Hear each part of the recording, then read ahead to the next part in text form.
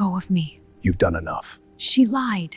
That doesn't give you the right. No. It's fine. The ballroom at the Imperial Meridian Hotel in Busan glowed under crystal chandeliers. Light reflected off polished marble floors and tall mirrors framed in gold. Soft classical music floated from a string quartet near the far wall. Waiters in white jackets moved carefully through the crowd, carrying trays of champagne. Every guest wore something expensive. Every smile looked trained. This was not just a party. It was the annual private investment gala, where powerful people met, measured one another, and quietly decided who would rise and who would disappear. Amelie Ndlovu stood near one of the tall windows, her posture straight, her expression calm. She wore a deep emerald designer gown she had borrowed from a contact who believed in her ambition. The dress fit her perfectly, flowing smoothly to the floor. Around her neck rested a delicate gold pendant on a thin chain. It was simple, elegant, and not borrowed. It was hers. She had entered the event with a fabricated financial profile. The guest list said she represented a mid-sized infrastructure firm with strong capital backing. The numbers attached to her company had been adjusted. Inflated. Carefully constructed to open a door that would otherwise remain closed. Her real company existed. Her real strategy was solid. But her real financial size would not have earned her a place in this room. So she built a version of herself that would. She had spent weeks preparing. Researching every major investor attending. Studying their interests, their patterns, their weaknesses. Tonight was not about pretending to be wealthy. It was about being taken seriously long enough to be heard. 2 investors stood in front of her now, listening. She spoke calmly about cross-border infrastructure corridors linking African ports with Asian capital networks. She described logistics gaps, emerging market timing, and underdeveloped transportation nodes. She spoke clearly and confidently. Her hands did not shake. The men were interested. She could see it. And then the air shifted. It happened subtly at first. A quiet pause behind her. A soft ripple in conversation nearby. Amelie felt it before she saw it. Hans Siren approached. Siren wore a deep burgundy gown and diamonds that flashed when she moved. Her hair was pinned perfectly. Her smile was thin. She stopped a few steps away from Amelie. "Excuse me," Siren said softly. The 2 investors turned politely. Siren's eyes rested on Amelie. "Come, Cole. I believe there's been a misunderstanding," she continued. The music still played, but conversations nearby began to quiet. Amelie met her gaze without moving. "What kind of misunderstanding?" she asked evenly. Siren took 1 step closer. The kind where someone enters a room they were never meant to enter. The investors shifted uncomfortably. Amelie felt every pair of nearby eyes turn toward them. She kept her shoulders back. "I'm not sure I understand," she said. Siren's smile sharpened. "You understand perfectly." She reached forward suddenly and caught the gold chain around Amelie's neck between her fingers. It happened quickly. There was a small metallic click. The chain snapped. The pendant fell, hitting the marble floor with a sharp, delicate sound. It slid several feet before stopping. Gasps rippled through the ballroom. Soft, controlled gasps from people trained not to cause scenes but unable to ignore one. The string quartet continued playing, but no one heard it. Amelie felt the cool air against her bare neck. The warmth of the chain was gone. The absence felt physical. Siren held the broken piece of chain in her hand. "You don't belong here," she said quietly, loud enough for the surrounding crowd to hear. The humiliation was deliberate, public, surgical. Amelie did not bend down. She did not apologize. She did not argue. She stood still. The 2 investors stepped back slightly. Not dramatically, just enough to show distance. Siren let the broken chain pieces fall between them. "I think it's best you leave before this becomes more embarrassing," she said. The room was silent now. Every conversation had died. And then another movement cut through the stillness. A hand closed firmly around Siren's wrist. Not violently. Not painfully. But completely. Siren froze. Kang Jae-hyun stood beside her. He wore a dark tailored suit without a tie. The top button of his shirt was open, revealing a faint line of tattoo ink near his collarbone. His expression was calm. His jaw steady. He did not look at Siren first. He looked at Amelie. Then he spoke. "That's enough." 2 words. Quiet. Absolute. Siren's composure faltered for a split second. Shock crossed her face before she controlled it. Jae-hyun released her wrist slowly. "If she doesn't belong here," he continued, his voice even, "then neither do I." The silence in the ballroom changed. It was no longer the silence of scandal. It was the silence of calculation. Everyone in the room understood exactly what his words meant. Jaehyun was not a loud man. He did not need to be. His influence operated quietly, structurally. The kind of power that moved deals without headlines. And he had just aligned himself with the woman being humiliated. Siren stood still for 3 long seconds. Her face returned to its trained expression. Chin lifted. Back straight. She turned without another word and walked away across the ballroom. No one stopped her. No one followed.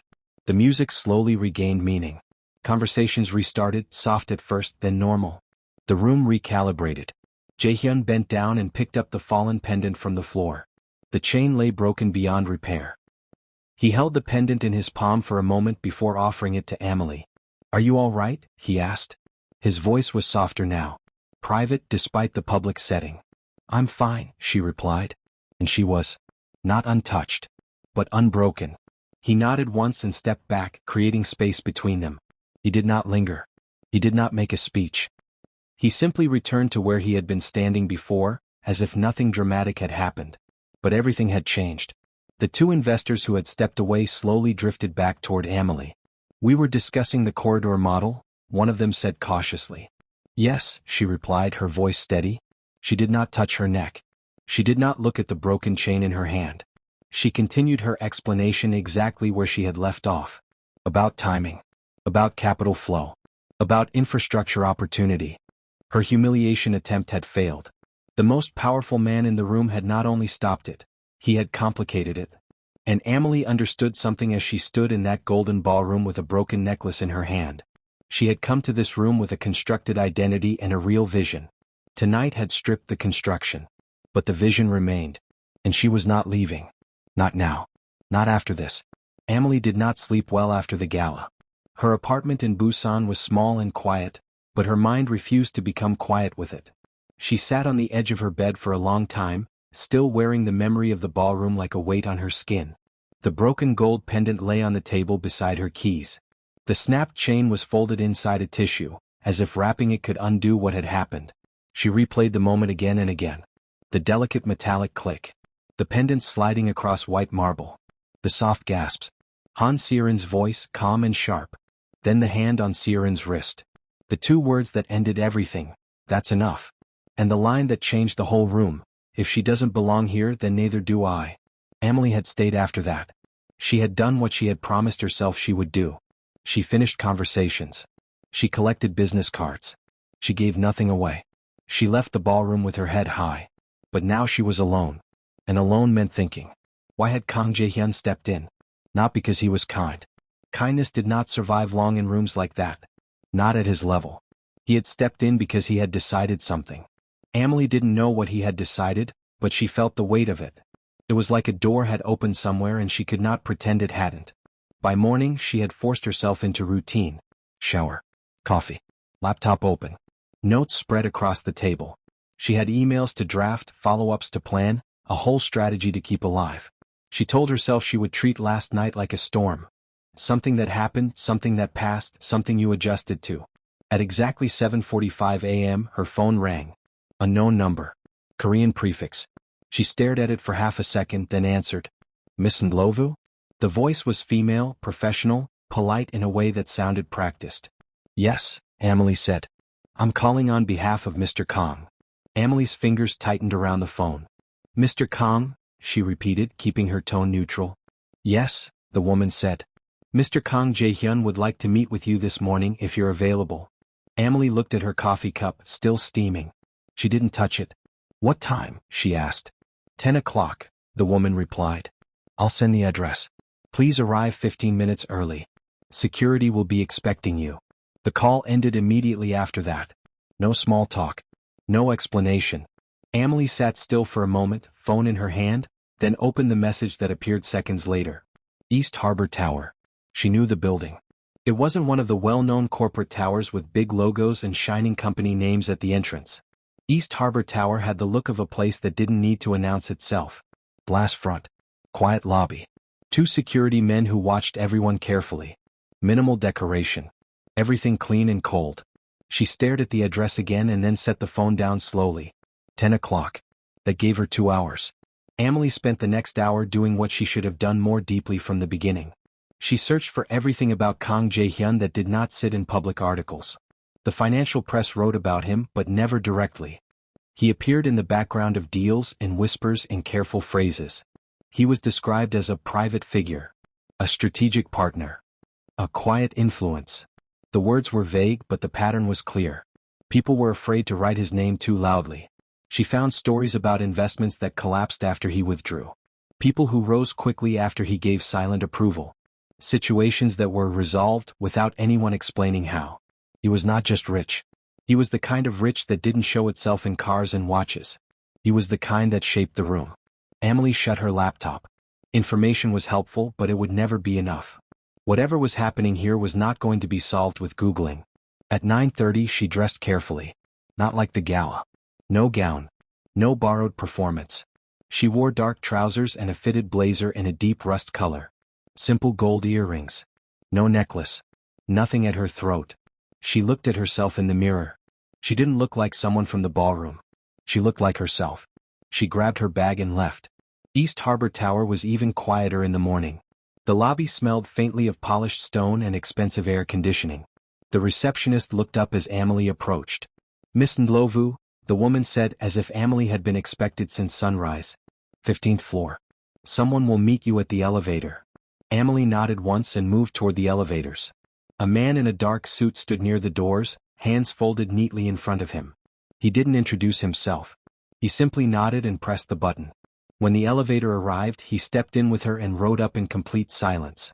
The 15th floor opened into a single large space. No cubicles. No noise. Floor-to-ceiling windows on 3 sides.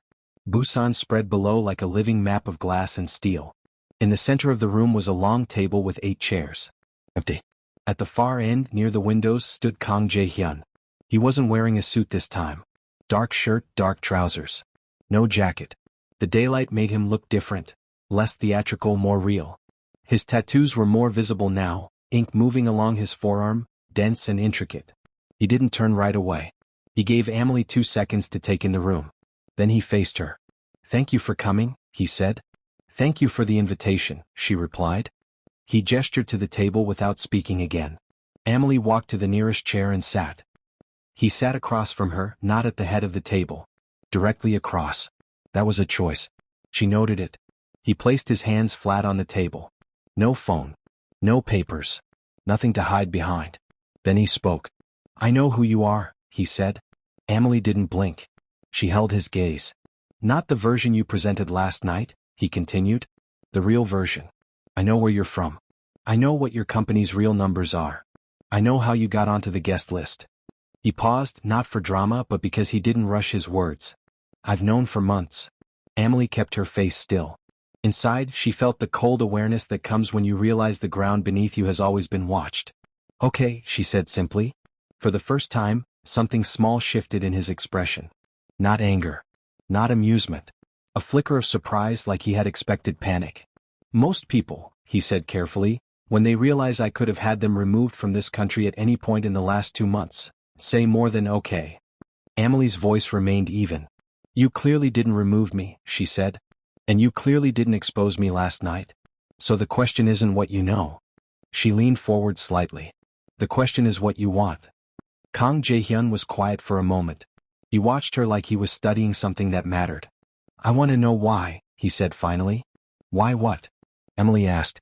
"Why the fabrication?" he said. "You're intelligent. I've read your real work. The strategy. The thinking behind it. The vision is strong. It doesn't need a lie." Emily felt something sharp inside her, being seen in a way she hadn't prepared for. She kept it off her face. "A real strategy from a real person with a small company doesn't get me into that room," she said. "Not in 2 years. Not in 5. Maybe in 10. She held his gaze. "I don't have 10 years. "Why not?" he asked. Emily paused. She measured the truth the way she always did, carefully, with survival in mind. "Because the opportunity window is now," she said. "The investment appetite, the infrastructure needs, the timing, the way capital is moving. My model works because of what the world is doing right now. Not later." He watched her without interrupting. "I needed access," she continued. "Not to pretend to be wealthy, but to be taken seriously long enough to show what the work can do." Kang Jae-hyun leaned back slightly. That's a dangerous game, he said. I know, Emily replied. He held her gaze longer. If the wrong person had gotten the information Siren was reaching for last night, he said, you wouldn't just have been asked to leave a party. There are people who protect their circles with methods that aren't polite. Emily didn't look away. Are you one of those people? She asked. His expression didn't change. I haven't decided yet, he said. Emily almost smiled. Almost. She didn't. A long silence settled between them. Not awkward. Just heavy. Then he spoke again. I want to see everything, he said. The real documents. The real model. All of it. Emily studied him. Why? She asked. Because if it's as strong as you believe, he said, then we may have something to discuss. Emily sat still, feeling the shape of the moment. This man could destroy her attempt with one sentence. Or he could build it with one decision. All right, she said. I'll send you everything. He nodded once. The meeting ended the way it began, clean, controlled, no wasted movement. She left the building and walked out into Busan's morning noise. Cars. Voices. Life moving forward like it didn't know what had just happened. That night she sent him the full truth. Company registration. Real revenue figures. Honest projections. The full strategy deck with no inflated numbers. She added one short note. You asked for the real version. This is it. It's smaller than what I claimed. The thinking behind it is not. At 11:42 p.m. she hit send. She slept badly again. At 6:15 a.m. her phone buzzed. An email from Kang Jae-hyun. Sent at 2 a.m. 4 words. The vision stands. Emily stared at the screen in the dim light of her apartment for a long time. Then she set the phone down carefully as if touching it too roughly might change what it meant. She didn't answer. She didn't need to. The first sign of deeper interest wasn't in a compliment or a promise or a dramatic gesture. It was in those 4 words. He had read the truth. And he had stayed. Emily didn't expect the invitation. After the meeting at East Harbor Tower, she had assumed everything between her and Kang Jae-hyun would stay inside clean lines. Documents, projections, risk, capital, strategy. She could handle that. She had built her entire life around being able to handle that. But 3 days later in the early evening her phone rang again. This time it was not his assistant. It was him. She stared at the screen for half a second before answering. Miss Nlovu, he said. His voice was calm, steady, like it always belonged exactly where it was. Yes, she replied. Are you free tomorrow evening?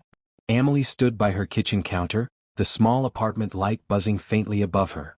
Outside, the city noise pressed through the glass. Cars, voices, the constant movement of Busan. Is this about the documents? She asked. No, he said. Pause. Dinner, he added. Not a meeting. Dinner. Emily didn't answer immediately. She kept her eyes on the wall across the room. A blank space where she had meant to hang something. Art, a print, anything that would make the place feel less temporary. She had lived here long enough to know how quickly time could pass without you noticing. Why? She asked. Another pause. Not hesitation. More like he was choosing the most honest answer available. Because I want to, he said. Emily felt the weight of that simple sentence. Not pressure. Not persuasion. Just clarity. I'll check my schedule, she said, keeping her tone controlled. And send you a message. All right, he replied. He ended the call without adding anything else. That night, Emily sat on her bed with her laptop open and her notebook beside her. She tried to work. She tried to focus on investor notes and market sizing. But her mind kept returning to the invitation. Dinner. Not a meeting. That was the problem. A meeting had rules. A dinner did not. A meeting was a space where she could control the version of herself that appeared. A dinner could invite parts of her she preferred to keep locked away. Parts that didn't belong in negotiations. Parts that could make her careless. Still, when her phone buzzed again with a simple message from him, an address and a time, she felt her decision settle. She replied, I'm free. The next evening, Emily dressed simply. Dark trousers, a soft blouse, a light coat. Nothing dramatic. Nothing that looked like a performance. She didn't wear jewelry. No necklace. She didn't want anything at her throat. She took a cab through narrow streets she didn't normally travel. This part of Busan felt different. Less polished, less designed. Small storefronts, quiet corners, warm lights behind glass windows. The city here seemed to breathe more naturally. The restaurant was smaller than she expected. A wooden sign above the door read, The Lantern House. Inside it was warm. Soft lighting. Simple tables. No marble. No gold. No dramatic flowers.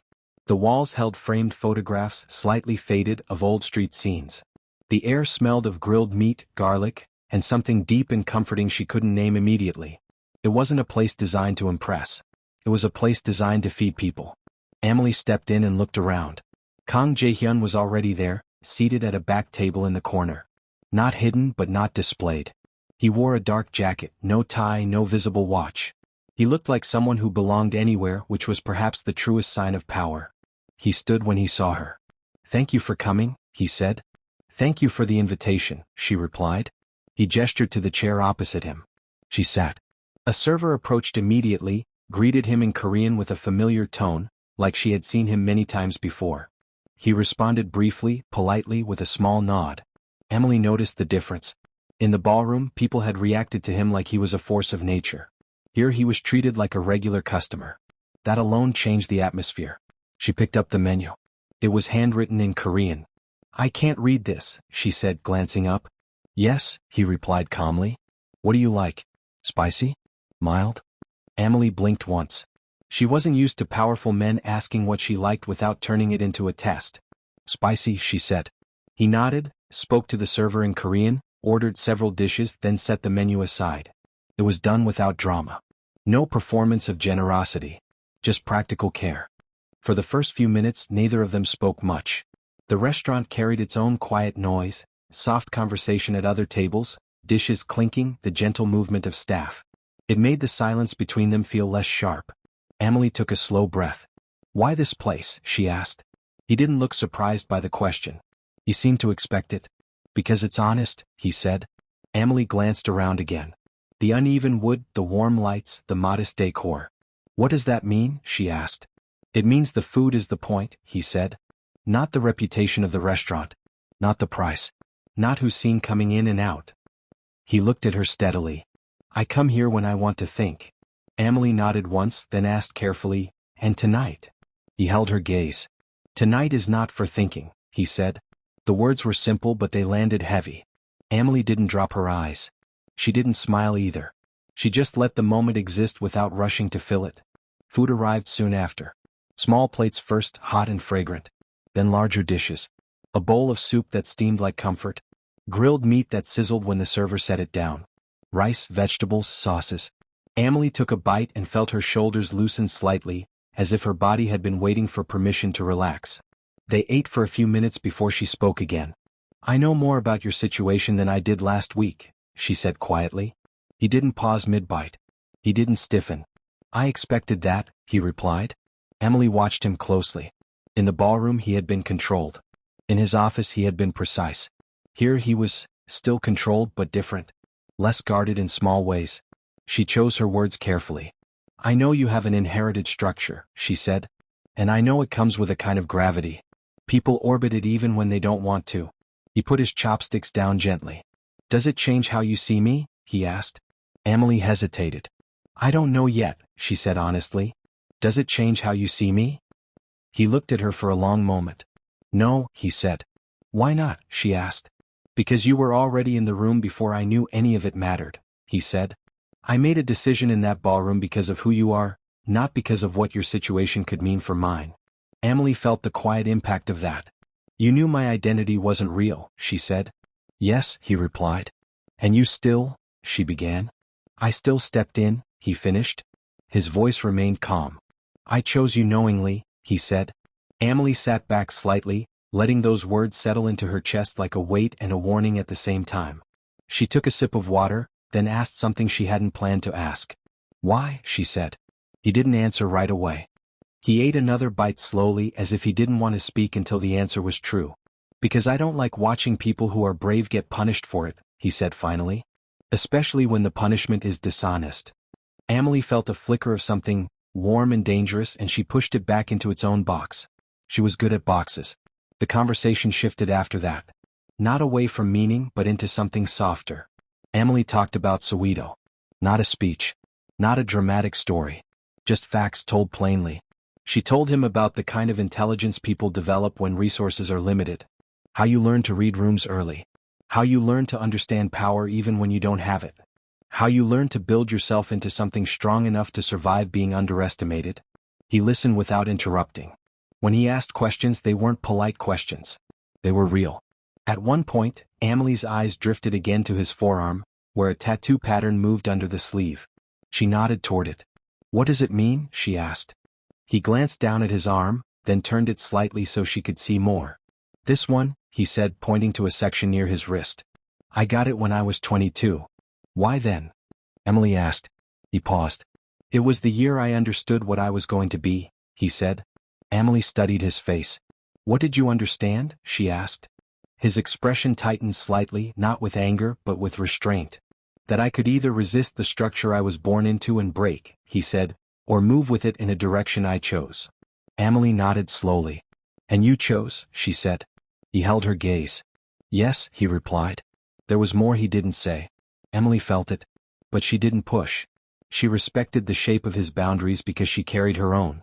Later he made a dry comment about something she said, subtle and understated. Emily laughed unexpectedly. The sound surprised her. It came out fuller than she intended.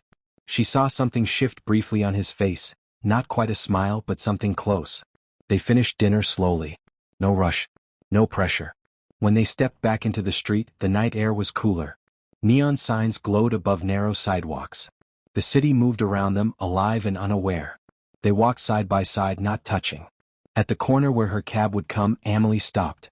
"I don't usually do this," she said. "Which part?" he asked. Emily exhaled softly. "Any of it," she admitted. He nodded once. "Neither do I," he said. Emily looked at him. The faint scar on his lip was visible in the streetlight. His expression was calm, but his attention was steady, focused on her in a way that felt personal. She cleared her throat. "Whatever happens with the business," she said, "that's separate from tonight." "I know," he replied immediately. "I need them to stay separate," she added. "I can't afford for them to become the same thing." "I understand," he said. "I'm not asking for them to be the same." Emily paused, then asked quietly, "What are you asking for?" He held her gaze. "Another evening like this," he said. "When you're ready. No pressure. No urgency." Emily felt the emotional tension sitting between them like a live wire. It was real. But neither of them reached for it. She nodded once. "I'll let you know," she said. Her cab arrived. She stepped in and closed the door. As the car pulled away, she didn't look back. But she noticed with a quiet shock that she was smiling. And she didn't force herself to stop. The formal business meeting took place 2 weeks after the dinner at the Lantern House. This one was not quiet or personal. It was structured, scheduled, documented. Emily arrived at East Harbor Tower with a hard copy of her revised projections and a digital presentation prepared with care. Every number was real. Every forecast conservative. Every assumption supported. She did not inflate a single figure. Kang Jae-hyun sat at the head of the long table this time. On his right was a woman introduced as a structural consultant. On his left sat a man in a precise gray suit with sharp glasses and careful eyes. "This is Yu Min-jae," Jae-hyun said. "Financial analyst." Min-jae nodded politely. Throughout the meeting, Min-jae asked the hardest questions. He pressed on capital exposure, on currency fluctuation, on regulatory timelines in sub-Saharan markets, on liquidity buffers. His tone was calm but firm. He listened closely to every answer. Emily appreciated it. She did not want easy approval. Easy approval meant shallow investment. Min-jae was not shallow. He was technical, exact, disciplined. When the meeting ended 2 hours later, she felt cautiously optimistic. The consultant had taken notes. Min-jae had asked for copies of additional modeling data. Jae-hyun had said little but had watched everything. As she left the tower, she believed the structure was beginning to form. She did not know it was already cracking. 3 weeks later, on a Thursday morning, her phone buzzed with a message from Jae-hyun. "Come to East Harbor Tower. As soon as possible." No greeting. No explanation. The words were controlled. Emily knew what controlled meant. When she arrived, the atmosphere in the 15th floor office felt different. Not loud. Not chaotic. But tightened. Jae-hyun stood near the window, hands behind his back. The city moved below him, unaware of what was unfolding above. 2 unfamiliar men stood near the far wall. Quiet. Present. Watching. He turned when Emily entered. "Yu Min-jae disclosed your full background," he said. There was no delay. No preparation. Emily felt her breath pause for half a second before she forced it steady. "To who?" she asked. 3 investors, he replied. Last night. Her fingers curled slightly at her sides. What exactly did he disclose? Your actual company size, Jae-hyun said evenly. Your real capital position. The fabricated guest list entry. The inflated financial profile used at the gala. The complete set of documents you sent me. Emily's chest tightened. The real documents? She asked. Yes. She closed her eyes briefly. Why? She asked. Jae-hyun's jaw moved once, controlled. He believes I am allowing personal interest to cloud professional judgment, he said. He felt the organization was exposed by your involvement. Emily absorbed that. And the 3 investors? She asked. 2 are inside the main circle, he replied. The 3rd disclosure was forwarded. To who? She asked again, though she already suspected the answer. To Han Siren's family. The room felt colder. Emily walked slowly to the table and pulled out a chair. She sat down carefully. So it's not just reputational, she said quietly. It's legal. Yes, Jae-hyun confirmed. Siren's family held deep ties within regulatory bodies. They did not operate loudly. They operated structurally. They could initiate audits, question permits, delay filings, freeze processes. If they decided to apply pressure, it would not look like revenge. It would look like compliance. What have they done? Emily asked. They've initiated inquiries regarding foreign business representation accuracy, Jae-hyun said. Preliminary. Not formal yet. Emily nodded once. And the investors? She asked. They are reviewing their exposure. Silence settled between them. The betrayal was clean, efficient, strategic. Yoo Min-jae had not shouted accusations. He had not made a scene. He had simply redirected information into hands that could do damage. Emily pressed her fingers together, thinking. Do you believe him? She asked. Jae-hyun's eyes sharpened slightly. About what? That you're compromised, she said. He held her gaze. No, he said. Emily nodded slowly. Then he spoke again. You have 2 options. She looked up. You can leave, he said calmly. Return home before regulatory action formalizes. Withdraw from the Korean structure. Rebuild your model elsewhere. He let that sit. Or, he continued, you stay. And we address this directly. Emily stood and walked toward the window. The city below looked unchanged. Cars moved. Buildings stood. The world did not care about internal collapses. If I leave, she said quietly, what happens? The pressure fades, Jae-hyun replied. You become irrelevant to the dispute. Siren's family shifts focus. And if I stay? We get ahead of it, he said. We formalize your presence. Restructure the narrative. Align with investors who care about the model more than the method of entry. Emily turned back toward him. And the alliance with Siren's family? She asked. His expression hardened slightly. It dissolves, he said. That was not a small statement. The connection between his structure and Siren's family had been long-standing. Not romantic. Not simple. Financial. Strategic. Dissolving it would not be quiet. You're willing to do that? Emily asked. I was planning to, he said evenly. The timeline has changed. Emily studied him carefully. For me? She asked. For clarity, he replied. The 2 men near the wall remained still like statues. Emily walked back to the table and sat again. She thought about leaving. She thought about the relief of returning to something familiar. She thought about rebuilding slowly, safely, without confrontation. Then she thought about the months of research. The timing window she had described. The infrastructure corridor that depended on alignment now, not later. She thought about the ballroom.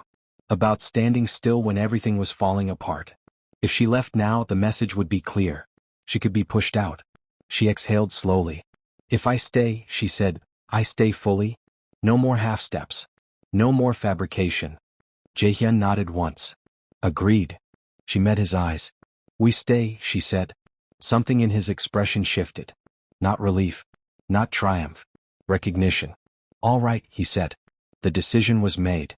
Over the next 2 weeks, the consequences unfolded quietly. Regulatory letters were drafted but not finalized. Meetings were held behind closed doors. Legal interpretations were debated. Investors were contacted individually. And Jae-hyun moved. He did not issue threats. He did not make public declarations. He had conversations. Specific conversations. With specific people.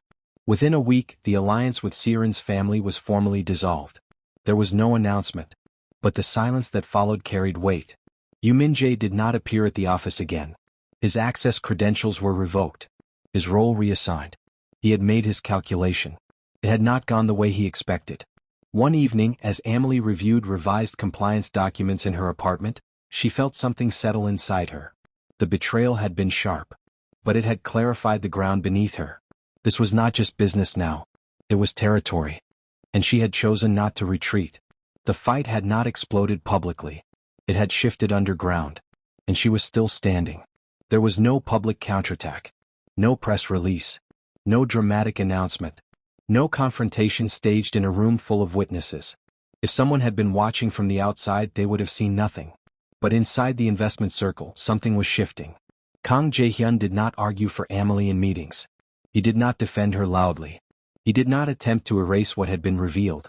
Instead, he moved in the way he always moved, quietly, deliberately, with precision. He began with conversations. Private ones. One investor at a time. He invited them not to the tower, not to formal boardrooms, but to smaller offices, private lounges, quiet spaces where the tone could be adjusted carefully. He did not speak about betrayal. He did not speak about scandal. He spoke about opportunity. He laid out Amelie's model with clarity. He did not inflate it. He did not soften its risks. He presented the real numbers and the real timeline. He reinforced one thing consistently: the method of entry was flawed, but the thinking was sound. He made it clear, without saying it directly, that attacking her background would be understood as small thinking.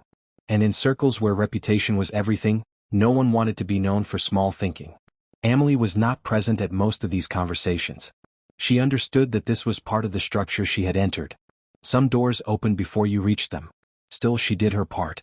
She rebuilt her pitch deck again. Tighter. Cleaner. No inflated projections. She prepared additional case studies. She added scenario modeling under different risk assumptions. She stripped everything down to what could survive scrutiny. Within 2 weeks, the first sign of movement appeared. One of the investors who had distanced himself after the disclosure requested a follow-up meeting. It was formal, scheduled, direct. He did not apologize. He did not reference the scandal. He simply asked sharper questions this time. Focused on the logistics corridor. On regulatory integration between Korean capital and African infrastructure permits. On exit strategies. Amelie answered calmly. By the end of the meeting, he did not commit, but he did not withdraw. The second investor returned 3 days later. This one was more cautious, more measured. But he too wanted clarity, not excuses. By the time Amelie left his office, she understood something. The war was not about defending her name. It was about proving the work. The real shift came when Lim Sung-kwan asked to meet. Lim Sung-kwan was not loud. He was not flashy. He was older, measured, and had been investing in emerging markets for decades. His reputation was not built on speed but on survival. The meeting was held in a private office overlooking the harbor. He listened to Amelie for nearly an hour without interrupting. Then he asked one question. If you had entered the room honestly, would I have listened? Amelie paused. No, she said. He nodded slowly. The entry was wrong, he said calmly. But the thinking is exceptional. The words did not feel like praise. They felt like recognition. We'll need to discuss terms, he added. That was the moment Amelie allowed herself a quiet breath. Lim Sung-kwan became the anchor partner. His commitment did not just provide capital. It provided legitimacy. Other investors watched him carefully. If he was willing to stake position on the structure, it meant he had assessed the risk and found it acceptable. Momentum returned. Not fast, not dramatic, but steady. And steady was more powerful than noise. Meanwhile, Han Siren did not disappear. She reappeared at 2 social events over the following weeks. Not approaching. Not confronting. Simply present. The first time, Amelie noticed her across a crowded reception hall. Siren stood with a small group, dressed in ivory, diamonds subtle but deliberate. She did not smile when she saw Amelie. Amelie did not look away. The air between them was no longer sharp with immediate hostility. It was cooler. Measured. Watching. The second time, the encounter was closer. It happened in a hallway outside a private meeting room. Amelie had just stepped out to take a call. The corridor was quiet, carpeted, lined with framed photographs of city developments. The door behind her closed softly. When she turned, Siren was there. Just the 2 of them. No audience. For a moment, neither spoke. Siren's composure was intact, But there was something different in her eyes now. Not rage. Not calculation. Something tired. "You're still here?" Siren said. "Yes," Amelie replied. Pause. "He chose you," Siren said. It was not a question. Amelie held her gaze. "I know," she answered. The words were simple. Honest. Siren's jaw tightened slightly. "It cost everything," she said quietly. There was no accusation in her tone. No dramatic edge. Just truth. Amelie felt something shift inside her. Not defensiveness. Not triumph. Understanding. She knew what it meant to lose something built over years. She knew what it meant to watch something structural collapse. "I didn't ask him to choose," Amelie said softly. "I know," Siren replied. That surprised her. The hallway remained quiet. For the first time, the tension between them was not rivalry. It was grief. Siren looked down briefly, then back up. "What you're building," she said carefully, "is real." Amelie nodded once. "Yes," she said. Siren inhaled slowly. "My family won't stop easily," she added. "You should know that." "I do," Amelie replied. Another pause. There were no raised voices. No sharp movements. Just two women standing in the aftermath of a decision that had changed more than one life. Siren straightened her shoulders. "You're stronger than I thought," she said. Amelie did not answer. Siren turned to leave, then stopped for a moment. "He chose you," she repeated, more quietly this time. Amelie watched her walk down the hallway, heels clicking softly against the carpet. The rivalry had shifted. It had not become friendship. But it had moved from attack to acknowledgement. Back in the investment circle, the structure continued to solidify. Lim Sungkwan finalized preliminary terms.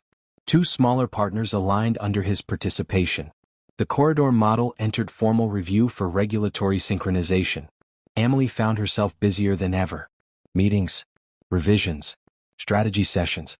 And through all of it, Kang Jae-hyun remained steady. He did not hover. He did not overtake her work. He positioned, redirected, and intervened only when necessary. He never spoke for her in meetings where she could speak for herself. That mattered. The quiet war continued, but it was no longer about humiliation. It was about endurance. One evening, after a long day of negotiations, Amelie stood by the window in her apartment, looking out at the lights of Busan. She thought about the ballroom, the snap chain, the gasps. She thought about the hallway, the tired look in Siren's eyes. She understood something clearly now. Winning did not always look like someone else losing. Sometimes it looked like survival. Sometimes it looked like legitimacy. And sometimes it looked like painful acceptance. The war had not been loud, but it had been real. And she was still standing in the middle of it. The first sign that something was wrong came on a Tuesday morning. Amelie was reviewing revised compliance documents when her phone vibrated with a message from Kang Jae-hyun. "Come to East Harbor Tower." No. There was no greeting. No context. She closed her laptop immediately. By the time she arrived at the 15th floor, the atmosphere felt different from the usual calm precision she had come to recognize. It was not chaotic. It was controlled. But the air was tighter, like a room that had absorbed impact and refused to show it. Jae-hyun stood near the window again, looking out over Busan. The city moved below, unaware of what was unfolding above it. Two men stood several feet behind him. Not office staff. Not analysts. They were there for a purpose. He turned as she approached. "A document was sent to a journalist," he said. Amelie's pulse steadied itself by force. "What kind of document?" she asked. "A detailed account of my organization's non-public operations," he replied evenly. She understood immediately. Not the legitimate business side. Not the filings. Not the investment structures. The other side. The structural relationships. The private arrangements. The mechanisms that made things move quietly. "Is it accurate?" she asked. "Substantially," he said. Amelie exhaled slowly. "Who received it?" "A financial reporter. Experienced. Careful. Not reckless." "Has it been published?" "Not yet." The words landed heavy. "Who had access?" she asked. He named 3 individuals. She recognized none of them personally, but she knew enough to understand what it meant. These were people inside the core. "Internal betrayal," she said quietly. "Yes." He did not sound angry. That was what made it more serious. "Do you know the source?" she asked.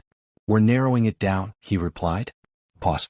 "One of the individuals has known connections to Siren's family." Amelie absorbed that information without reacting outwardly. So the quiet war had shifted again. Not toward her this time. Toward him. What are the consequences if it publishes? She asked. Significant, he said simply. Regulatory scrutiny. Investor panic. Political pressure. Structural vulnerability. The document was not rumor. It was blueprint.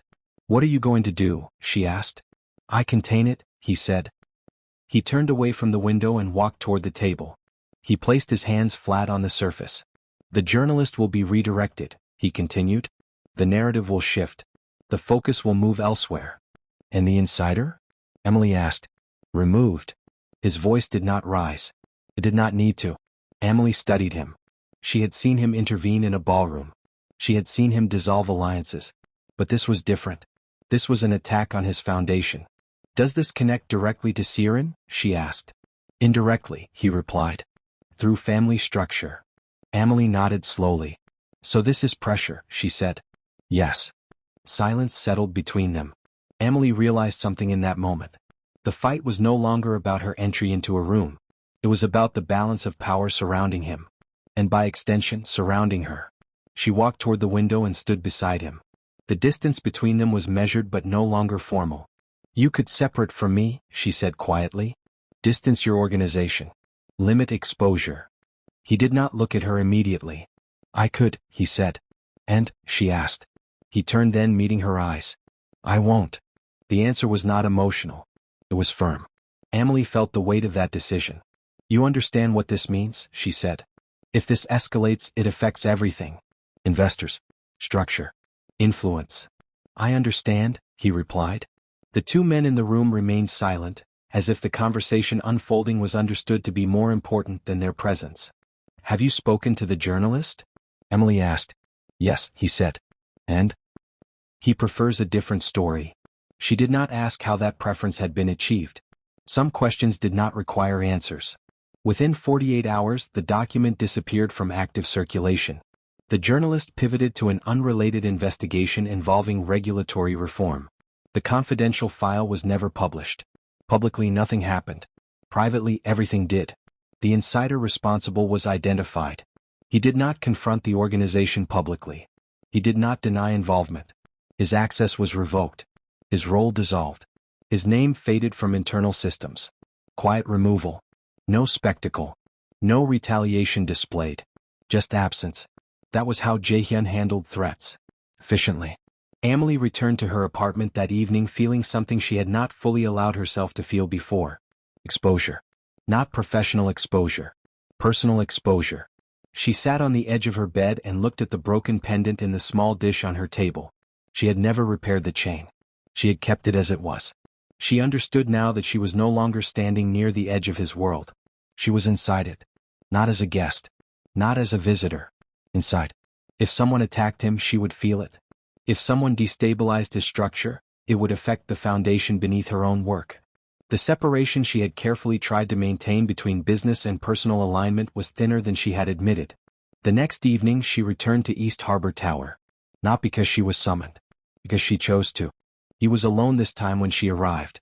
Everything is contained, he said before she could ask. For now, she replied. For now, he agreed. She walked closer. I need to know something, she said. What?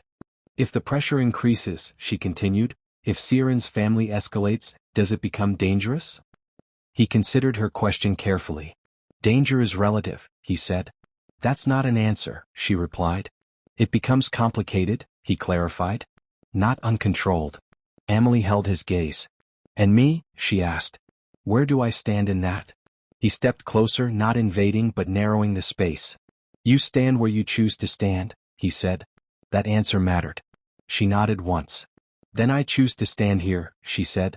There was no dramatic pause. No declaration. Just decision. He studied her for a moment. You don't have to, he said. I know, she replied. That was the difference. She was not staying because she was protected. She was staying because she understood the cost and accepted it. The next few weeks were quieter. Investor meetings resumed. Regulatory filings stabilized.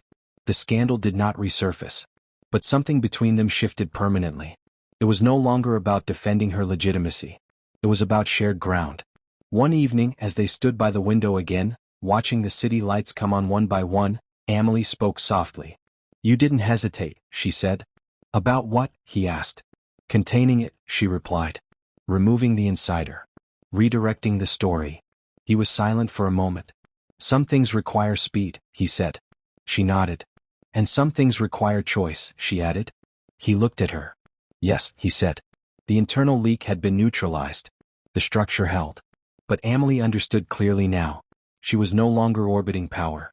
She was standing within it. And she had made that choice consciously. Whatever came next would not surprise her. Not because it would be easy, but because she was no longer pretending she was outside it. Jaehyun's apartment in Siamayan did not look like the home of a man who controlled quiet influence across industries. It looked lived in. Books lined 2 entire walls of the main living space. Not decorative collections placed for effect, but books that had been opened, folded, underlined. Some were in Korean, others in English. History, economics, political theory. A few novels stacked sideways on a low shelf. The kitchen counter held a coffee mug and a small bowl with fruit. The desk near the window had papers arranged neatly but not obsessively. A jacket lay draped over the back of a chair. Nothing about it performed wealth. Nothing about it announced power. Amelie noticed all of that the first time she visited. On this particular evening, they had been working through final revisions of the investment corridor agreement. Contracts lay open on the coffee table. A draft timeline glowed softly on her laptop screen. The corridor structure had grown beyond its early sketches. What began as a bold concept had now become mapped in detail. Capital distribution phases, risk mitigation layers, deployment sequence across 3 infrastructure nodes. It was real. Lim Sung-kwan had confirmed anchor capital participation. 2 additional partners had signed provisional agreements. Regulatory coordination between Korean financial channels and African infrastructure permits was aligned. The first deployment timeline had been approved. In 4 months, capital would move. In 6, construction would begin. Amelie leaned back into the sofa, exhaustion settling into her shoulders in a way that felt earned rather than defeated. We're almost there, she said quietly. We are there, Jaehyun corrected gently. She glanced at him. Deployment confirmation isn't almost, he added. It's real. Amelie allowed herself a small smile. 4 months she had been operating in defense, proving legitimacy, surviving exposure, navigating pressure. Now the structure stood without apology. The documents on the table no longer represented possibility. They represented commitment. She closed her laptop slowly. The apartment was quiet except for the distant hum of the city outside the windows. Night in Busan moved steadily, lights shifting across buildings like silent signals. Jaehyun was sitting across from her, but not in his usual composed posture. He was leaning back slightly, one arm resting on the sofa, watching her. Not evaluating. Not assessing. Just watching. She felt it. The silence stretched. It was not uncomfortable. But it was different. Thuso, he stopped himself, corrected softly. Amelie. She looked at him fully. Yes. He was quiet for a moment. She had learned that his pauses were not uncertainty. They were intention. He did not speak unless he had chosen the words carefully. I want to ask you something, he said. All right, she replied. He held her gaze steadily. Is this happening between us? The question landed softly, but it carried weight. He did not move closer. He did not reach for her. He did not frame it as assumption. He asked. Amelie felt the familiar instinct to compartmentalize, to separate business from personal, to maintain clarity. She had told herself many times that she would not allow complication. But complication had already arrived. It had arrived in quiet dinners, in shared strategy sessions that extended into late evenings, in glances that lasted 1 second longer than necessary. It had arrived the night he chose her in a ballroom before she had earned it. She met his eyes. Yes, she said. There was no drama in her voice. Just truth. He did not smile widely. He did not exhale sharply. But something in his shoulders shifted, a tension releasing that she had not noticed until it was gone. I needed to hear you say it, he said quietly. Why? She asked. Because I don't assume, he replied. And I don't want to complicate something you need to stay clean. Amelie appreciated that more than she could explain. She moved slightly closer, closing the space between them without hesitation. I've spent my life earning rooms, she said softly. I don't need this to earn anything. He watched her carefully. Then what do you need? He asked. She considered that. Honesty, she said. He nodded once. You have it, he replied. The quiet between them deepened. Amelie reached out slowly and placed her hand over his. His hand stilled instantly. The contact was simple. Warm skin against warm skin. No rush. No urgency. She felt the strength in his fingers, the roughness near his knuckles, the faint line of tattoo ink crossing the back of his hand. He turned his palms slightly, allowing her fingers to slide between his. Their hands intertwined naturally. The moment was not dramatic. It was steady. Intentional. "I don't want this to change how we build," she said quietly. "It won't," he answered. "How can you be sure?" she asked. "Because what we built existed before this," he said. She felt the truth of that. The investment corridor had not emerged from romance. It had emerged from analysis, from shared belief in a model that could survive scrutiny. The personal connection had grown beside it, not instead of it. Outside, a car horn echoed faintly below. Inside, the air felt warmer. He did not pull her closer. He did not test the boundary. He held her hand with the same care he applied to everything else. "We need to formalize final signatures next week," he said after a moment. She laughed softly. "You're thinking about contracts right now?" "I'm thinking about both," he replied. She studied him. "Both?" she repeated. He nodded slightly. "The business and this," he clarified. Amelie leaned back slightly, still holding his hand. "The deployment schedule is aggressive," she said. "The regulatory approvals in Cape Town will need synchronized release." "They will have it," he said calmly. "And the capital transfer?" "Confirmed," he replied. She felt a quiet satisfaction settle inside her. The corridor would move. African infrastructure funded by Korean capital. A model she had sketched alone at a kitchen table now existed on paper and in binding agreements. "You believed in it," she said softly. "I believed in you," he corrected. She felt her pulse shift. "That's not the same thing," she said. "No," he agreed. "It isn't." They sat in silence again. Amelie looked around the apartment. The books, the desk, the lived-in space that revealed pieces of him she had not seen in formal settings. This was not a performance environment. There were no observers. No expectations. Just two people who had chosen alignment. "You know this won't be simple," she said quietly. "I know," he replied. "Your world doesn't shrink because I'm here. And yours doesn't disappear because I'm with you," he answered. She nodded slowly. That mattered. The infrastructure deployment confirmation arrived 2 days later. Email verification. Capital release scheduled. Phase 1 secured. Amelie read the message twice before allowing herself to breathe fully. She forwarded it to Jae-hyun with a simple note. "It's real." He responded within minutes. It always was. That evening she returned to see Mayan. Not because there was work to finish. Because she wanted to be there. They stood by the window together, watching the city move. "You were right," she said quietly. "About what?" he asked. "That I didn't need 10 years, she replied. He looked at her. "No," he said. "You needed access." She smiled slightly. "And now?" she asked. "Now," he said, "you have it." She turned toward him fully. "And you?" she asked. He held her gaze. "I made my choice," he said. She felt it again. The steadiness. The lack of performance. The clarity. Her fingers found his again, intertwining naturally. Outside, Busan continued its restless motion. Inside, the line between personal and professional had not collapsed. It had aligned. The corridor structure was finalized. The deployment confirmed. And the choice between them was no longer unspoken. It had become real. The legal pressure did not explode all at once. It arrived the way powerful families preferred pressure to arrive, quietly in official language on clean paper through the right offices. Letters, requests, clarifications. Formal inquiries that sounded polite but carried teeth. Amelie learned quickly that in places like Busan, power didn't always raise its voice. Sometimes it simply slowed your path until you couldn't move. For a week, she received notices asking for verification of her business registration details. Then questions about foreign work permits. Then a request for an interview with a regulatory officer. The tone stayed professional, but the timing was not random. Han Siren's family was testing the ground. They wanted to know how far they could push. Jae-hyun did not panic. He did not rush to Amelie with dramatic warnings. He only said one evening, calm as always, "They've started." Amelie understood what he meant. "And?" she asked. "And we finish it," he replied. He handled the situation the same way he handled everything, through structure. He arranged meetings in private rooms where no one raised their voice. He spoke with legal advisors who did not ask unnecessary questions. He made calls that were not recorded to people who were not easily reached. Emily never saw the full map of what he did. He kept the details on his side of the boundary and she respected that. But she saw the results. Within 2 weeks, the regulatory questions softened. The interview request disappeared. The clarifications were suddenly satisfied. The pressure did not vanish because the family had become kind.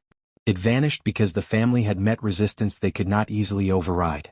One afternoon, Jae-hyun met Emily in his office with a simple statement. "It's neutralized," he said. Emily sat across from him at the long table and held his gaze. "Fully?" she asked. "As fully as it can be," he replied. "They can still try again, but it will cost them more than it's worth." Emily nodded slowly. She felt the relief in her body, but she didn't relax completely. She had learned that conflict like this did not end with fireworks. It ended with shifting balances. "The alliance?" she asked. Jae-hyun's face remained calm. "It's dissolved," he said. That was the real change. The structural alliance between his operation and Siren's family had been the hidden foundation beneath many quiet arrangements. It wasn't romance. It wasn't loyalty. It was leverage. And now it was gone. Emily knew what that meant. It meant the family would feel the loss as an injury. It meant the circle would adjust. It meant certain people would be unhappy. But the decision had been made. The following week, Emily attended a private industry event in a renovated conference space near the harbor. The room held investors, consultants, and quiet observers, the kind of people who never spoke loudly but always knew what was happening. Emily moved through the event with controlled ease. She did not hide. She did not perform. She spoke to 3 people who mattered and exchanged 2 confirmed meeting times. The work continued. She was near the hallway outside the main room when she saw Han Siren again. Siren stood alone at the far end of the corridor, her posture perfect, her expression composed. She was dressed simply this time, in a black dress with clean lines, no dramatic jewelry. She looked smaller in the quiet hallway than she had in the ballroom. Not weaker. Just more human. Emily stopped. Siren looked directly at her. Neither of them moved for a moment. Then Siren spoke first. "You're still here?" she said. Emily held her gaze. "Yes," she replied. The words were the same, but the meaning had changed. Siren's eyes narrowed slightly, not with anger, but with something like resignation. "He chose you," she said. Emily did not deny it. She did not soften it. "I know," she answered. Silence sat between them like a door that had been closed slowly but firmly. Siren's expression tightened at the corners.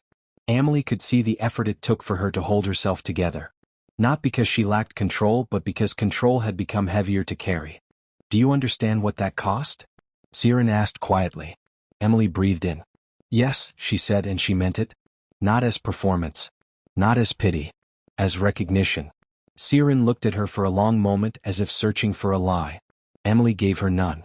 The hallway remained quiet. People moved somewhere behind them, but no one entered this space. Finally, Siren's shoulders lifted slightly with a controlled breath. "It's done," she said. It was not forgiveness. It was closure. Emily nodded once. "Yes," she replied. Siren held her gaze a moment longer. Then she turned and walked away down the corridor, heels clicking softly, her back straight. Emily watched her go, feeling the strange weight of a battle that no longer needed to be fought in the same way. When she returned to the main room, she did not look for Siren again. She didn't need to. That chapter had closed. 2 months later, on an ordinary Tuesday evening, Jae-hyun asked Emily to stay permanently in Busan. They were in his Siamayan apartment. The city lights outside were steady and calm. The kitchen smelled faintly of tea.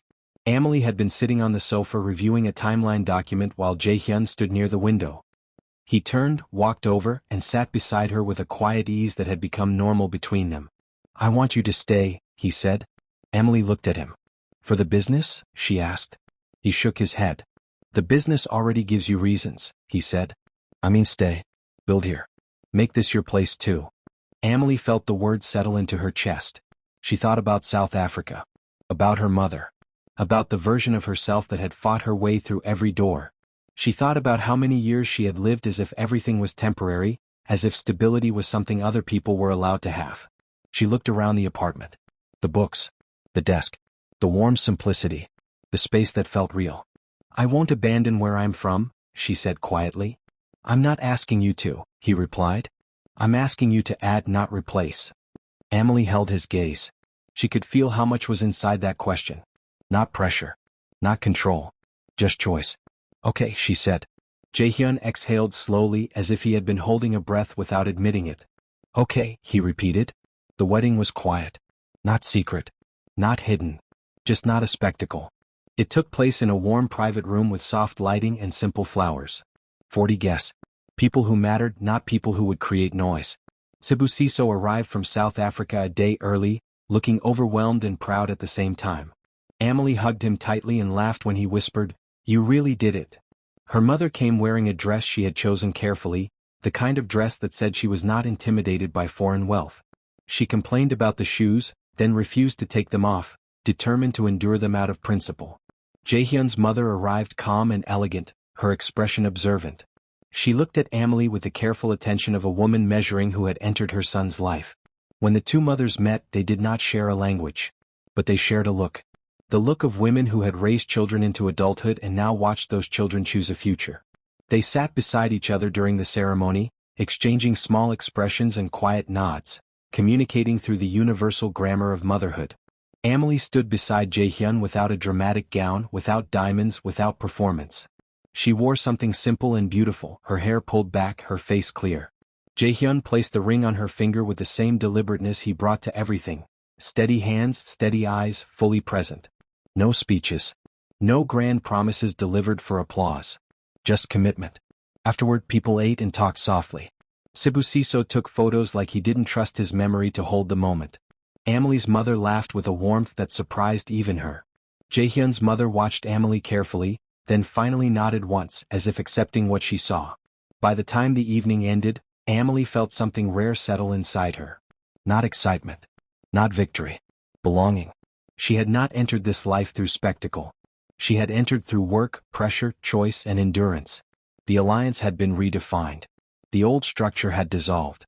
A new one had formed, not built on performance but on deliberate alignment.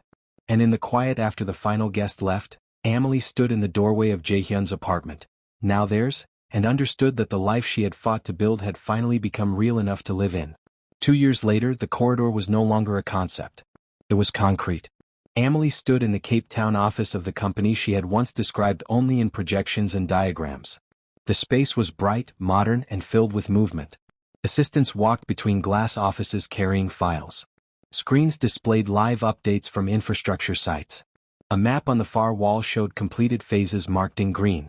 The first major deployment had been finalized that morning. Capital had moved from Busan through approved channels. Construction teams had broken ground at 2 strategic transport hubs. Equipment had arrived on schedule. Local partnerships were active. Regulatory approvals were not pending, they were confirmed. The model worked, not as a theory, not as an ambitious pitch, but as a functioning structure. Amelie stood near the window, overlooking the harbor. The Atlantic air shimmered beyond the glass. Ships moved steadily across the water, slow and deliberate, like the capital that now flowed through the corridor she had once sketched alone at a small table. Her company was no longer small. It was legitimate, audited, scaled. It had staff on 2 continents. It had partners who respected it. It had critics who could not dismiss it. No numbers were inflated anymore. No guest lists were fabricated. Every document carried weight because it had been earned. Her assistant stepped in briefly. "The deployment confirmation has been signed by all 3 regional directors," she said. Amelie nodded. "Thank you," she replied. When the door closed again, silence settled in the office. Not the silence of fear. The silence of completion. Her phone vibrated softly on the desk behind her. She didn't need to look to know who it was. She picked it up anyway. A message from Kang Jae-hyun. 4 words. "How does it feel?"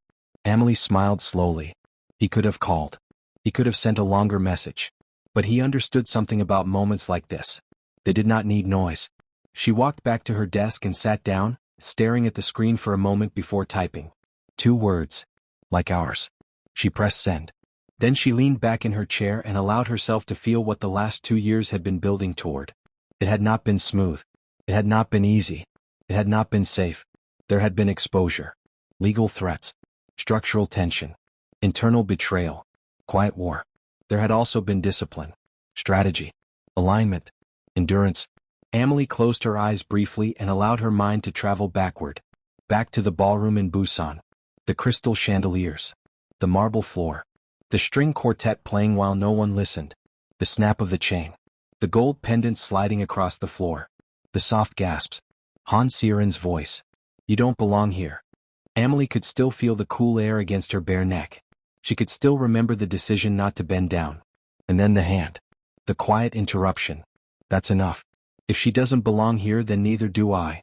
She had entered that room with a lie. That was the truth. She had fabricated numbers. Adjusted perception. Built an identity large enough to open a door that would not have opened for the smaller version of her company. She had not been proud of the lie. But she had not been ashamed of her ambition either. The work behind the lie had always been real. The thinking had been real. The model had been real. The timing had been real. The lie had been the stage. The vision had been the substance. Amelie opened her eyes and looked around her office. There were no borrowed dresses here. No fragile chains. No room she had to trick her way into. The power she stood in now was not borrowed. It had been constructed. Deliberately. Across continents. With contracts signed in ink that would survive scrutiny. Her phone buzzed again. Another message from Jae-hyun. A single line. You built it? Amelie shook her head slightly and typed back.